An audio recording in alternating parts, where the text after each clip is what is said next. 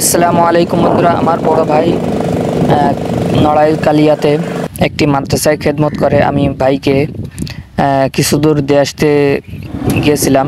তো আমরা আদালতের পাশ থেকে জেলখানা ঘাটের উদ্দেশ্যে রওনা হলাম। সেখানে যে আমরা ট্রলারে উঠলাম। প্রিয় দর্শক, এই জেলখানার যে নদীটা, এটা খুলনার সবথেকে বড় নদী।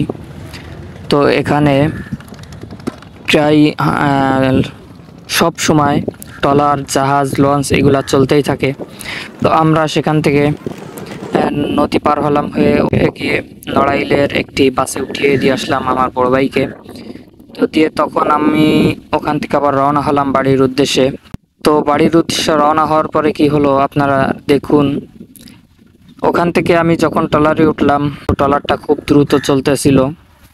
তো এখানে সব সময়, প্রিয় দর্শক, ভিডিওটা শেষ পর্যন্তই দেখবেন। দেখেন কিভাবে ট্রলারগুলো চলতেছে। এখানে প্রচুর স্রোত হয়। এখানে বড় বড় স্টিমারও দেখি এবং কার্গো দেখি। এবং আমি যে স্টিমার বা কার্গো দেখাবো সেটা দেখতেছেন অনেকেই দাঁড়িয়ে আছে। তো আমরা ঘাটে পৌঁছে গেছি। ঘাটটা কিন্তু অনেক বড়, পাশে স্টিমার আছে এবং আমরা দেখতেছি এখানে ট্রাক পার করবে। বড় বড় যানবাহনগুলো পার করা হয়। বড় বড় কি বলে এগুলা, কার্গো অথবা স্টিমার, তো আমার জানা নাই।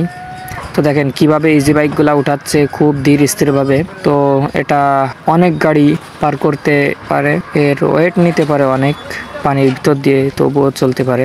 দেখেন এই জায়গাটা কত বড়, পুরো পিচ করা। এত বড় একটি মাঠের মতো, এটা কিন্তু পানির উপরে ভাসতেছে, তবুও কিন্তু ডোবে না। তো এখানে বড় বড় গাড়ি লোড হবে। তো ছোট ছোট গাড়িগুলা আগে দিচ্ছে, এরপরে পিছনে বড় গাড়িগুলাই থাকবে। ভিডিওটা ভালো লাগলে অবশ্যই একটি লাইক দিবেন। আপনারা যদি এই চ্যানেলে নতুন হয়ে থাকেন অবশ্যই চ্যানেলটি সাবস্ক্রাইব করবেন। ভালো থাকবেন, সুস্থ থাকবেন। দেখা হবে অন্য কোনো ভিডিওতে।